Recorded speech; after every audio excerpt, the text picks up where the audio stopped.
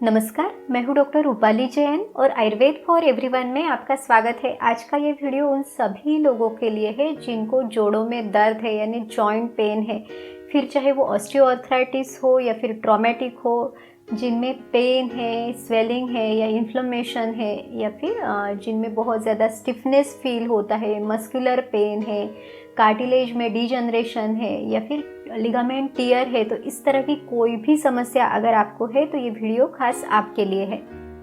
इस वीडियो में हम आपको 3 सिंपल स्टेप्स बताएंगे जो आपको आपके प्रॉब्लम से रिकवर होने के लिए बहुत अच्छे से मदद करेंगी और ये बहुत सेफ है, नेचुरल है और लेकिन बहुत इफ़ेक्टिव है। इसमें से सबसे पहली जो स्टेप है वो है एक्सटर्नल एप्लीकेशन, सेकंड स्टेप है इंटरनल मेडिसिन और थर्ड स्टेप है food guidance to enhance bone health. तो पूरी जानकारी के लिए वीडियो आखिर तक ज़रूर देखिए और अगर आपने हमारे चैनल को सब्सक्राइब नहीं किया है तो आयुर्वेद की सही जानकारी के लिए चैनल को सब्सक्राइब भी ज़रूर कीजिए।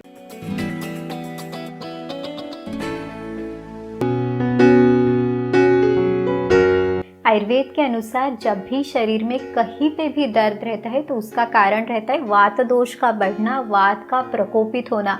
और वात की जो चिकित्सा आयुर्वेद में बताई जाती है तो उसमें सबसे पहली जो चिकित्सा है वो है स्नेहन और स्वेदन। स्नेहन यानी लुब्रिकेशन, तो ये बाह्य स्नेहन और अभ्यंतर स्नेहन इस तरह से दोनों तरफ से होना चाहिए। बाह्य स्नेहन यानी क्या, तो जैसे कि तेल की मालिश करना, तेल लगाना, और इसमें भी आयुर्वेद में जो तिल का तेल है वो वात को कम करने के लिए सबसे अच्छा बताया हुआ है।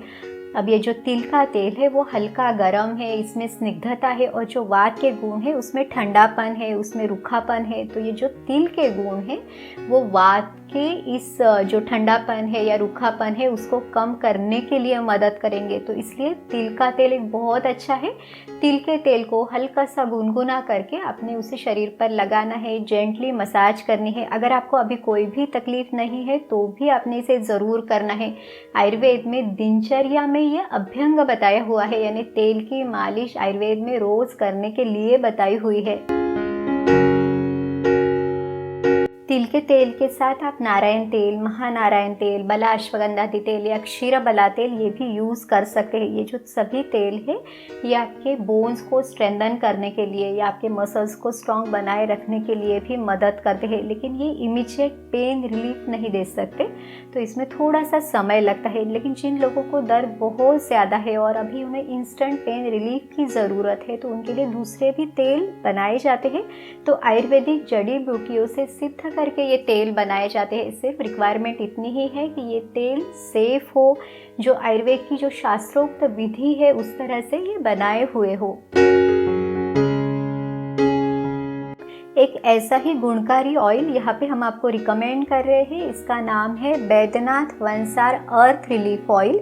ये 100% आयुर्वेदिक मेडिसिन है और ये सभी तरह का दर्द, चाहे वो जोड़ों में दर्द हो या फिर शरीर में कहीं दर्द हो, गर्दन में हो, शोल्डर में हो या फिर इन्फ्लेमेशन हो, मस्कुलर स्पाज्म हो, तो इन सभी में बेनिफिशियल है। और इसके एक ख़ास बात ये है कि बाकी जो पेन रिलीफ देने वाले जो ऑयल है तो इनके कंपैरिजन में ये 3 टाइम्स फास्टर रिलीफ देता है, क्योंकि इसका फॉर्मूलेशन इस तरह से बनाया हुआ है, इसका डीपर लेवल पे एब्सॉर्प्शन होता है, उसका जल्दी रिजल्ट और फास्ट एक्शन हमें दिखाई देती है। इसमें 13 आयुर्वेदिक वनस्पतियों का समावेश है, उसमें से भी 4 सबसे इम्पॉर्टेंट है। तो इसमें है अम्बा हल्दी, अश्वगंधा, धतूरा पंचांग और गंधपुरी तेल। तो ये जो सभी इंग्रेडिएंट्स है ये आपके मस्कुलोस्केलेटल पेन को कम करते हैं, यहाँ तक कि इन्फ्लेमेशन है, स्वेलिंग है, स्टिफनेस है, तो इन सभी को कम करने के लिए ये औषधियाँ मदद करती है। बैद्यनाथ वंसार अर्थ रिलीफ ऑयल बोन हेल्थ को एनहांस करने के लिए मदद करता है और ये खास करके उन लोगों के लिए है जिनकी एज 45 से ज़्यादा है, क्योंकि इस एज के बाद ही कार्टिलेज में डीजनरेशन शुरू होता है,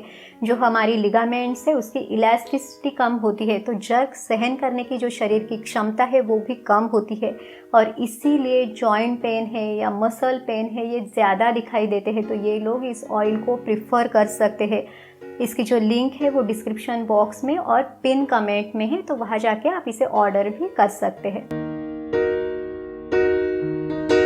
आयुर्वेद में कुछ उपकर्म भी बताए हुए हैं जो आपके जोड़ों के दर्द को कम करने के लिए बहुत अच्छे से मदद करते हैं। कि जैसे कि अगर आपको घुटने में दर्द है तो जानु बस्ती कराई जाती है, या फिर अगर गर्दन में दर्द है तो इसके लिए मन्या बस्ती है, अगर कमर में दर्द है तो इसके लिए कटी बस्ती आप कर सकते हैं। हमने इसके पहले भी जानु बस्ती के बारे में डिटेल वीडियो बनाया हुआ है, तो घर पे भी आप इसको बहुत आसानी से किस तरह कर सकते हैं ये हमने उसमें आपको पूरी प्रोसीजर भी करके दिखाई थी, तो वो वीडियो भी आप देख सकते हैं।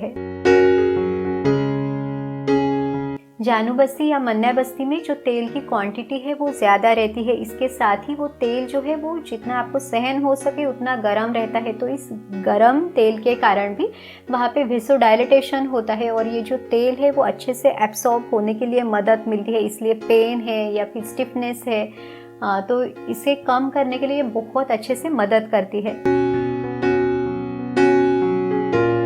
स्नेहन के बाद आयुर्वेद में स्वेदन बताया है, यानी सेक देने के लिए बताया है, तो इसके लिए भी आप अलग अलग मेथड्स ट्राई कर सकते हैं। जैसे सबसे पहले है कि जो निर्गुंडी के पत्ते हैं, तो इन पत्तों को हल्का सा तेल में गरम करके उसे एक कपड़े में बांध के उसकी पोटली बना के आप उससे सेक ले सकते हैं। इसी के जैसा आप सेंधा नमक है या जो रेत है उससे भी इस तरह का पोटली स्वेद ले सकते हैं। यहाँ तक कि जो एरंड का तेल है यानी जो कैस्टर ऑयल है, इसको एरंड के पत्ते के ऊपर लगा के उसको थोड़ा उस पत्ते को गरम करके उसको भी आप जहाँ पे आपको दर्द है वहाँ पे अगर आप लगाते हैं तो इसे सेक भी होगा और ये स्नेहन भी होगा, तो ये दर्द को कम करने के लिए बहुत अच्छे से काम करता है। शरीर में किसी भी तरह का अगर दर्द है तो उसको कम करने के लिए एक बहुत अच्छा आयुर्वेदिक फार्मूला आप ट्राई कर सकते हैं। तो इसमें अश्वगंधा का जो चूर्ण है वो 50 ग्राम, मुलेठी का चूर्ण 50 ग्राम, साथ ही जो मेथी के बीज है उसका भी चूर्ण लगभग 20 ग्राम और सौंठ का चूर्ण 5 ग्राम, इस तरह के प्रपोर्शन में आपने लेना है। तो अब देखिए इसमें से जो अश्वगंधा है ये बोन्स को, मसल्स को स्ट्रेंथन करने का काम करती है। जो मेथी के बीज है वो वात को कम करके दर्द को कम करता है, तो ये बहुत अच्छी औषधि है। अब इसके साथ जो सौंठ इसमें है, तो सौंठ हमारे अग्नि को बढ़ाती है, जो भी हमने खाया है या जो खाना या फिर मेडिसिन, इन दोनों को अच्छे से पचाने के लिए काम करती है। अब इस औषधि में जो ये अश्वगंधा है या मेथी के जो बीज है, ये दोनों की तासीर गर्म है, ये उष्ण वीर्य है, तो इनसे आपको कोई तकलीफ ना हो, इसीलिए ये जो मुलेठी है ये ठंडे नेचर की है, ये वात और पित्त को कम करने के लिए मदद करती है। तो इस तरह से एक बहुत ही अच्छा फॉर्मूला है, आप इसे ट्राई कर सकते हैं।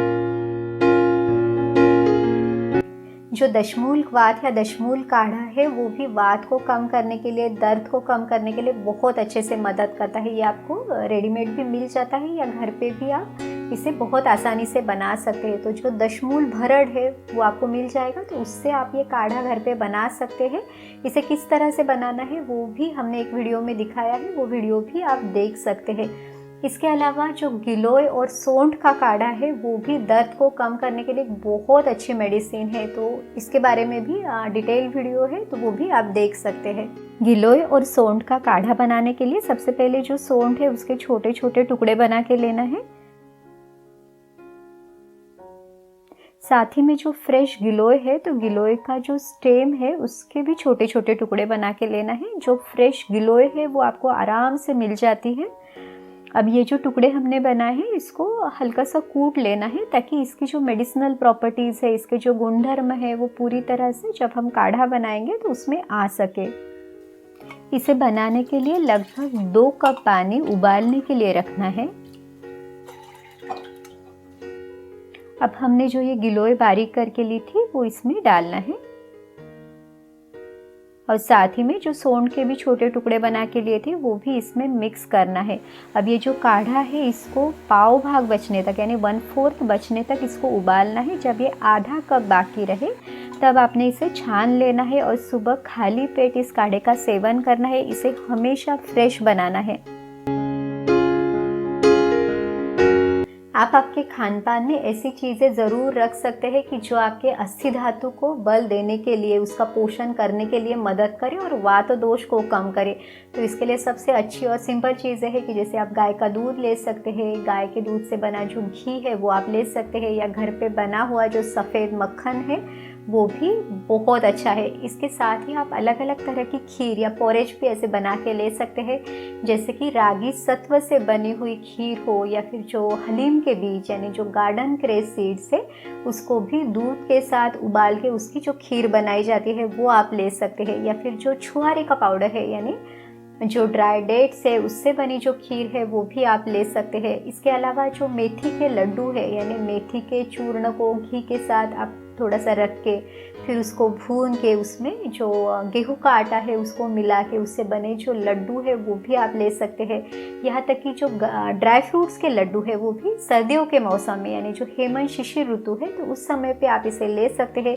तो बाकी जो औषधियाँ है उनको लेने से भी अच्छा है कि हम थोड़ा सा खान पान में ये बदलाव करें, तो ये सभी चीज़ें जो अस्थि धातु है उसको बल देने के लिए बहुत अच्छी है। तो इस तरह से आज के वीडियो में हमने जोड़ों के दर्द को कम करने के लिए 3 सिंपल स्टेप्स देखी। इसमें सबसे पहली स्टेप थी वो थी external application, second step internal medicines या होम रेमेडीज़, और थर्ड स्टेप थी फूड गाइडेंस। तो उम्मीद है ये सभी चीज़ें आपको आपके जोड़ों का दर्द कम करने के लिए मदद ज़रूर करेगी। अगर आपको ये वीडियो अच्छा लगा तो लाइक, शेयर और सब्सक्राइब कीजिए। फिर मिलेंगे अगले वीडियो में। आयुर्वेद को अपनाइए, स्वस्थ रहिए। नमस्कार।